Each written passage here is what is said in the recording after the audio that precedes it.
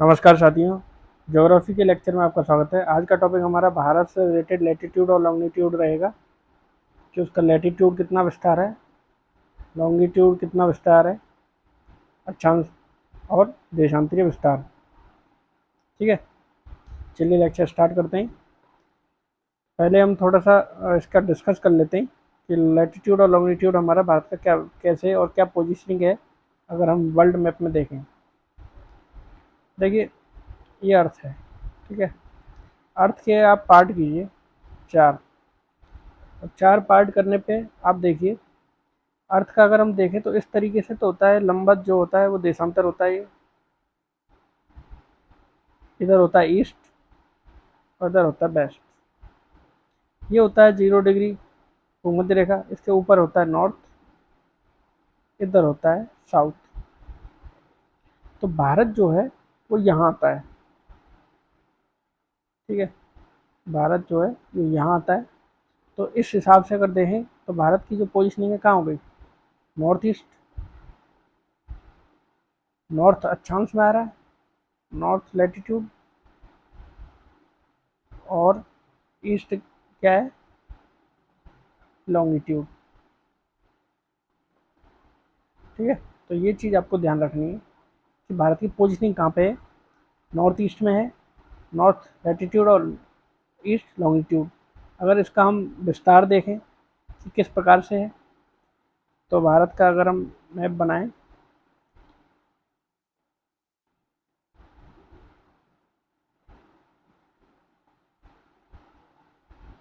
अगर इस प्रकार से कुछ मैप भारत का है, तो इसमें अगर हम देखें लैटिट्यूड और लॉन्गिट्यूड के आधार पर भारत का है। यहाँ भारत के अंडमान निकोबार भी आ जाते हैं, तो लक्षद्वीप भी आ जाते हैं। ये अंडमान निकोबार किससे चालू हो जाते हैं, 6 डिग्री 45 मिनट और 10 सेकंड। ये क्या है, ये है अक्षांश लैटिट्यूड। और लैटिट्यूड में भारत किधर आता है, नॉर्थ में, तो नॉर्थ लगा देंगे। अब एंड कहाँ पे होता है, इधर। तो एंड इधर होता है आपका, कितना है, 37 डिग्री 6 मिनट, 37 डिग्री 6 मिनट। ये नॉर्थ, ये तो हो गया इसका अक्षांशीय विस्तार, या हम कहें लैटिट्यूड जो है कवर। अब अगर हम लॉन्गिट्यूड का देखें तो इधर से और इधर का पूरा टोटल इसका जो लॉन्गिट्यूड होता है, या हम कहें देशांतीय विस्तार, वो कितना है, 68 डिग्री 7 मिनट से 97 डिग्री 25 मिनट। ठीक है, 68 डिग्री 7 मिनट से 97 डिग्री 25 मिनट। ये इसका हो गया लॉन्गिट्यूड विस्तार या देशांतर विस्तार। अब किस पोजीशन में है, ईस्ट में, तो ईस्ट, ईस्ट लिखेंगे। तो ये इसका कुछ विस्तार है। ठीक है, इसके बारे में और तथ्य जान लेते हैं।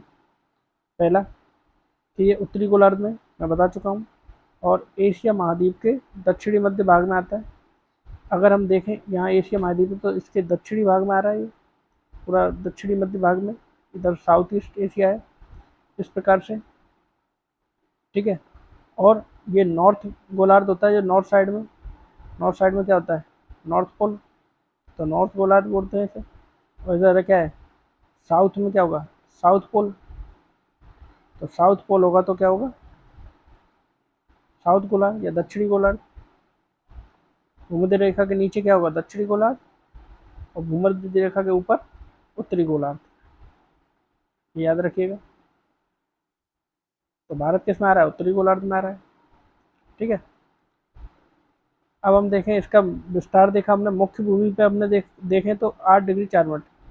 अब ये मैंने आपको बताया अंडमान निकोबार से। अगर मुख्य भूमि पे कहेंगे तो 8 डिग्री 4 मिनट नॉर्थ से 37 डिग्री 6 मिनट नॉर्थ, ये मुख्य भूमि है। लेकिन अगर पूरा टोटल पूछेंगे तो लैटिट्यूड अगर हम लगाएं, तो अंडमान निकोबार से अगर लगाएं तो 6 डिग्री 45 मिनट 10 सेकंड नॉर्थ से 37 डिग्री 6 मिनट नॉर्थ। ठीक है, ज़्यादातर एग्जाम में ये पूछा जाता है 8 डिग्री 4 मिनट नॉर्थ से 37 डिग्री 6 मिनट नॉर्थ, लेकिन आप दोनों याद रखिएगा। ठीक है, देशांतीय विस्तार मैंने आपको बता दिया, इतना होता है। अब दक्षिणी सीमा जो है बंगाल की खाड़ी में 6 डिग्री 45 मिनट नॉर्थ अक्षांश तक फैली हुई है, ये भी मैंने बता दिया। 3.28 मिलियन वर्ग किलोमीटर क्षेत्र के साथ भारत दुनिया का क्या, सातवां सबसे बड़ा देश है। इसका मतलब इससे भी बड़े देश है। अब कौन कौन से, सबसे पहले आता है आपका रूस, फिर आता है आपका कनाडा, फिर अमेरिका। अमेरिका मतलब यूएसए, फिर चीन आता है, फिर ब्राज़ील और फिर ऑस्ट्रेलिया। ऑस्ट्रेलिया एक महाद्वीप भी है और देश का भी नाम है। देश व महाद्वीप दोनों का नाम है। जब महाद्वीप की बात करेंगे तो उसमें और भी देश आ जाएंगे, जैसे न्यूजीलैंड है, वो भी आ जाते हैं, लेकिन देश का भी नाम क्या है, ऑस्ट्रेलिया है। ठीक है, अगला कुछ पॉइंट देखते हैं कि भारत विश्व के कुल भौगोलिक क्षेत्रफल का लगभग 2.4% जगह घेरता है। ये पूरा जो क्षेत्र है इसका 2.4% क्या है, भारत है, क्षेत्रफल की दृष्टि से। ठीक है, अब हम देखें भारत की कुल भूमि सीमा कितनी है, 15,200 किलोमीटर इसकी भूमि सीमा है पूरी। तट रेखा में देखें तो पूर्व में बंगाल की खाड़ी है और पश्चिम में क्या, अरब सागर है। इसके पूर्व में क्या है, बंगाल की खाड़ी, भारत के इधर क्या है, अरब सागर है, और उधर क्या है, बंगाल की खाड़ी,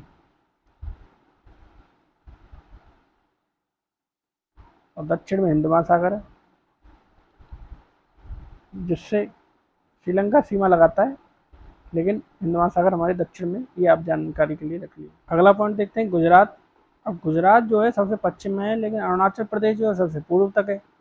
अब इस हिसाब से इनमें गलत है, 30 डिग्री का अंतर है। आपको मैंने बताया था कि 1 डिग्री में 4 मिनट होता है डिफरेंस। तो अगर 30 डिग्री का अगर लगाएं, 30 × 4 कितना होगा, 120। तो 120, सॉरी 120 मिनट। तो 120 का मतलब है 2 घंटे। 2 घंटे का क्या है, इन दोनों में डिफरेंस है, इसलिए इस अंतर के कारण गुजरात और अरुणाचल प्रदेश में 2 घंटे का अंतर है, ये हमने अभी कैलकुलेट कर लिया। अब राजस्थान के जैसलमेर की तुलना में अरुणाचल प्रदेश में सूरज क्या है, लगभग 2 घंटे पहले हो जाएगा। अरुणाचल प्रदेश में 2 घंटे, क्योंकि पृथ्वी कैसे घूम रही है, पृथ्वी की तरफ से घूम रही है, वेस्ट टू ईस्ट। अब ईस्ट पहले जाएगा, सन यहाँ है, पृथ्वी ये है, सन यहाँ है, तो ऐसे घूम रही है पृथ्वी, तो सबसे पहले ईस्ट में इधर आएगा सन। तो ईस्ट में अरुणाचल प्रदेश है, तो अरुणाचल प्रदेश का क्या होगा, सबसे पहले सूर्य मिलेगा, तो 2 घंटे पहले मिल जाएगा। मुख्य भूमि की उत्तर से दक्षिण तक अधिकतम लंबाई क्या है हमारे यहाँ, 3214, 3214 किलोमीटर है। क्या है ये मुख्य भूमि की लंबाई है, किधर से, उत्तर से दक्षिण, यहाँ से यहाँ कितनी है, 3214 किलोमीटर। अब इधर से इधर कितनी होगी, मतलब वेस्ट टू ईस्ट कितनी है, 2933 किलोमीटर। आगे पढ़ते हैं इसके बारे में। पूर्व से पश्चिम तक क्या है मुख्य भूमि की अधिकतम लंबाई, 2933 किलोमीटर, अभी मैंने बताया आपको। भारत के समुद्र की तट की अगर कुल लंबाई देखें हम, तो मुख्य भूमि से 6100 किलोमीटर है, मुख्य भूमि से। लेकिन अंडमान निकोबार भी हमारे और लक्षद्वीप ये भी शामिल है, तो इस वजह से हमारी टोटल जो है समुद्री सीमा कितनी हो जाती है, समुद्री सीमा टोटल हो जाती है 7516 किलोमीटर। ये याद रखिएगा, एग्जाम में सीधा पूछे थे। अब हम देखते हैं भारत की क्षेत्रीय सीमा। तट से 12 समुद्री मील, मतलब लगभग 21.9 किलोमीटर जो है समुद्र की ओर फैली हुई है। अब अगर ये देखें, इधर जैसे अरब सागर है, तो ये है, ये इधर बे ऑफ बंगाल है, तो ये जब पूरे एरिया है ना आसपास, तो 21.9 किलोमीटर तक क्या है, भारत की समुद्र का क्षेत्र उसी के हिस्से में आता है। वो उसका क्या खनन कर सकता है, उसमें कुछ भी गतिविधि कर सकता है 21.9 किलोमीटर के क्षेत्र तक, चारों तरफ। ठीक है, जहाँ तक समुद्र है, सीमा लगती है समुद्र की वहाँ तक। तो इस वजह से 21.9 किलोमीटर तक समुद्र की ओर फैला हुआ है भारत की क्षेत्रीय सीमा। अगला देखते हैं भारत का मानक मेरिडियन। मेरिडियन किसे कहते हैं, देशांतर को। देशांतर क्या होते हैं, ऐसे लंबवत होते हैं। ठीक है, ये मेरिडियन कहलाते हैं। और जो अक्षांश कहलाते हैं वो क्या है, ये क्या है, पैरेलल है, तो ये पैरेलल कहलाते हैं। अक्षांश पैरेलल होते हैं ना, इस वजह से। लेकिन मेरिडियन क्या है, पैरेलल नहीं होते हैं, ये आपस में ध्रुव में जाके मिल जाते हैं, तो इसलिए पैरेलल तो है नहीं। ठीक है, अब देखते हैं हम उत्तर प्रदेश के मिर्ज़ापुर में एक नैनी गांव है, इसका भी याद रखिए, नैनी गांव। नैनी गांव में होकर गुजरती है हमारी कौन सी, मानक मेरिडियन। मानक मेरिडियन मतलब जो हमारा समय निर्धारित करती है, भारत में जो भी समय चलता है उसके आधार पर चलता है। 82.82 डिग्री ईस्ट, ईस्ट में हमारा देश का लोकेशन, इसलिए ईस्ट में मध्याह्न रेखा भारत की है। भारत की मध्याह्न जो है मानक मध्याह्न रेखा के रूप में से लिखा जाता है, लिया जाता है। भारतीय मानक समय जो ग्रीनविच 0 डिग्री है, जो लंदन और इधर से निकलती है, उससे हमारा जो टाइम है वो क्या है, 5.5 डिग्री, वो 5.5 घंटा क्या है आगे। क्यों? क्योंकि हम उनसे क्या है ईस्ट में हैं, तो सूर्य पहले उगेगा तो हम इस हिसाब से उनसे 5.5 घंटे आगे चलते हैं समय में। अब कर्क रेखा अगर देखें हम तो 23.5 डिग्री में हमारे यहाँ कौन कौन से राज्य से गुजरती है ये कर्क रेखा? गुजरात, मध्य प्रदेश, छत्तीसगढ़, झारखंड, पश्चिम बंगाल, त्रिपुरा, मिजोरम, इनसे होकर ये क्या गुजरती है 23.5 डिग्री। और अक्षांशीय विस्तार में अगर हम देखें तो अंतर जो दिन और रात की अवधि को प्रभावित करता है अक्षांशीय विस्तार। दिन और रात की जो अवधि होगी कि भाई जैसे सर्दियों में दिन कितना होता है,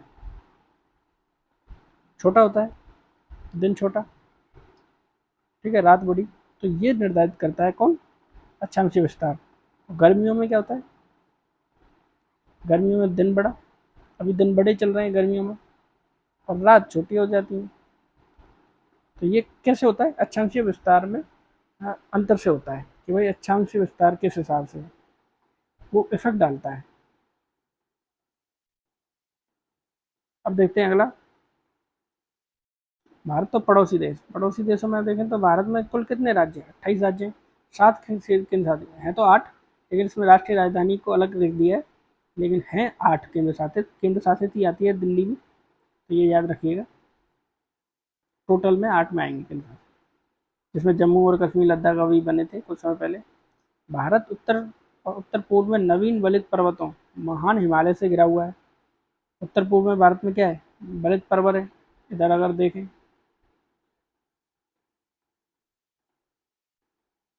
इधर क्या है? महान हिमालय।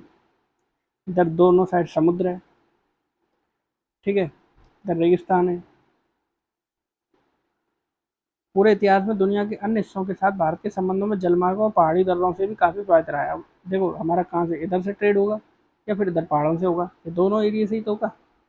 तो इस प्रकार से अगर भारत की अंतर्राष्ट्रीय सीमा देखें तो हम उत्तर पश्चिम में अफगानिस्तान से मिलती है और पाकिस्तान से उत्तर पश्चिम में, और उत्तर पूर्व में चीन। इधर है क्या है? अफगानिस्तान है एक तो, और एक पाकिस्तान है। इधर कौन है? चीन है, ठीक है। इधर आपका भूटान भी है, इधर नेपाल भी है, इधर आपका म्यांमार है, ठीक है। ये सब हमारे क्या है, जो लैंड से हमारे लग के सीमा बनाते हैं। नेपाल और भूटान आपके किधर हैं? पूर्व में, वो नॉर्थ में। और उत्तर पूर्व में मान लीजिए, पूर्व में क्या म्यांमार है। बांग्लादेश इधर आता है, बांग्लादेश में हमारे यहाँ सीमा लगाता है।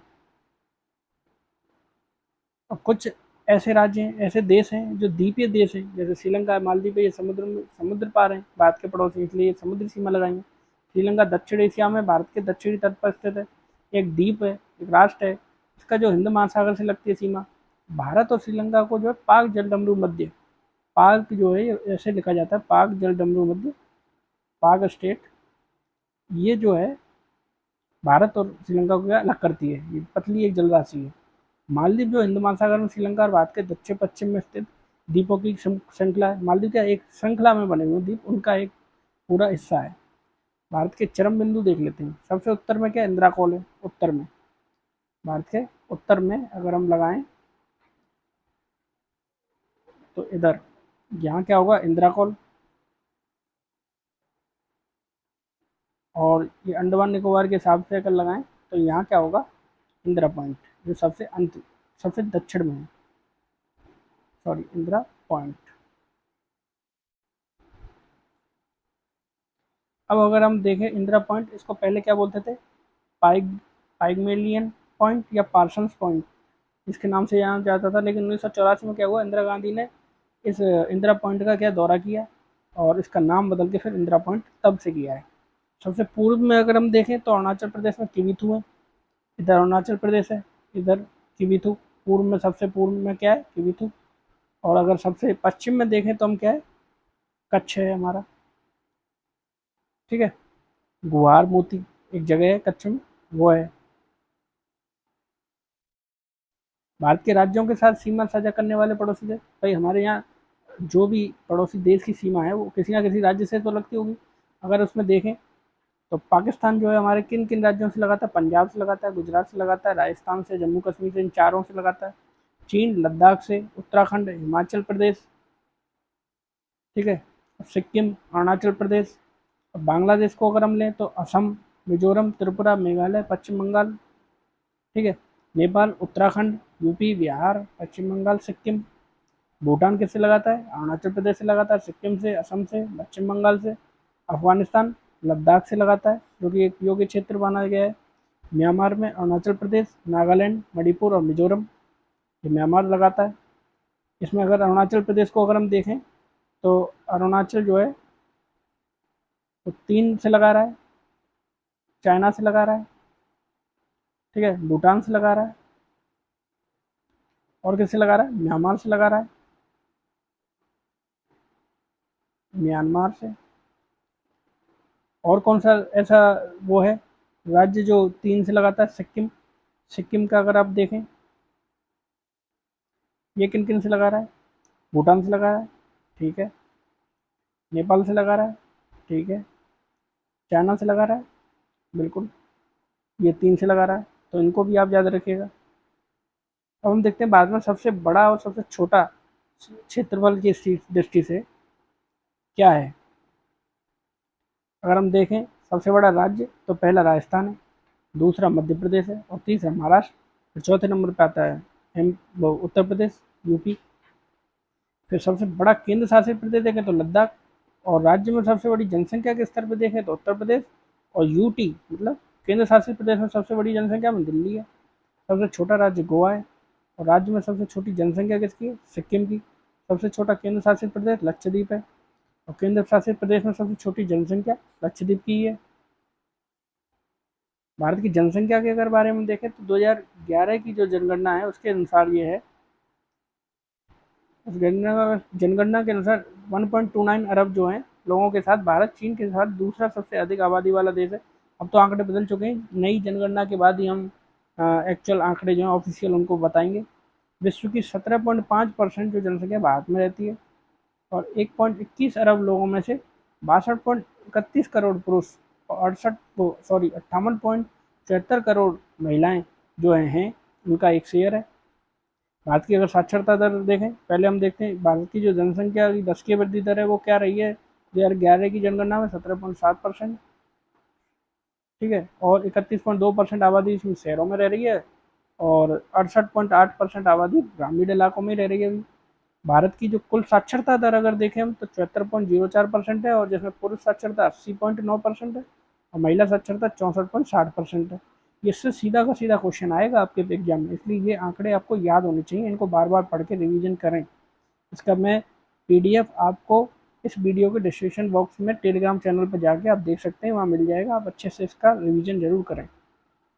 अब अगर हम देखें लिंगानुपात, तो भारत का लिंगानुपात क्या है? 943 महिलाएं हैं 1000 पुरुषों पे। इसका मतलब इस 57 जो पुरुष हैं वह अविवाहित रहेंगे, इनको कोई महिला नहीं मिलेगी शादी के लिए, समझ रहे हैं? तो ये 943 महिलाएं ही 1000 पुरुषों पे हैं। भारत की जनसंख्या जो घनत्व है वो 382 व्यक्ति प्रति किलोमीटर है। अब ये 382 प्रति किलोमीटर, लेकिन स्टेट वाइज ये प्रेफर करेगा।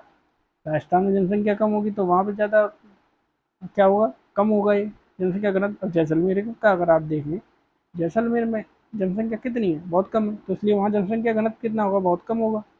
लेकिन हमें राजस्थान की नहीं, हमें भारत की जनसंख्या का देख के चलना है, तो 382 व्यक्ति प्रति किलोमीटर जो है आपका जनसंख्या घनत्व है भारत का। द्वीपों के बारे में हम पढ़ते हैं, द्वीप समूह, कि भाई हमारे जो द्वीप समूह है दो, लक्षद्वीप और अंडमान निकोबार, इनके बारे में इनका क्या विस्तार है। तो ये जो है 8 डिग्री नॉर्थ से 12 डिग्री नॉर्थ तक विस्तार है इसका लक्षद्वीप का। 30 छोटे द्वीप हैं, इसमें केवल 10 पर आबादी रहती है, और जनसंख्या में केरल के जो है मप्पिला कि यहाँ शामिल है। कुछ द्वीपों को यहाँ घोड़े की नाल के आकार के कारण अटोल कहा जाता है। मिनिको द्वीप जो है सुदूर दक्षिण में स्थित है, यह लक्षद्वीप का सबसे बड़ा द्वीप है। सबसे दक्षिणी द्वीप क्या मिनिको है, और सबसे बड़ा द्वीप भी मिनिको है। अब ये जो मिनिको द्वीप है, मिनिको और मालदीव जो है, मालदीव क्या देश है, ये दोनों क्या है 8 डिग्री चैनल है। 8 डिग्री चैनल का मतलब क्या हुआ? अक्षांश का ही 8 डिग्री अक्षांश। इससे क्या होता है, अलग होते हैं।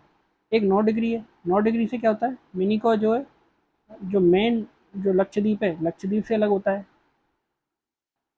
ये भी आप याद रखिएगा। अब हम पढ़ते हैं अंडमान निकोबार द्वीप समूह। तो अंडमान निकोबार द्वीप समूह क्या है?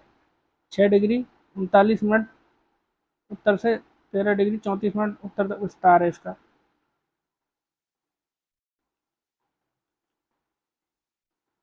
इसको आप 45 कर लीजिए, 45 मिनट।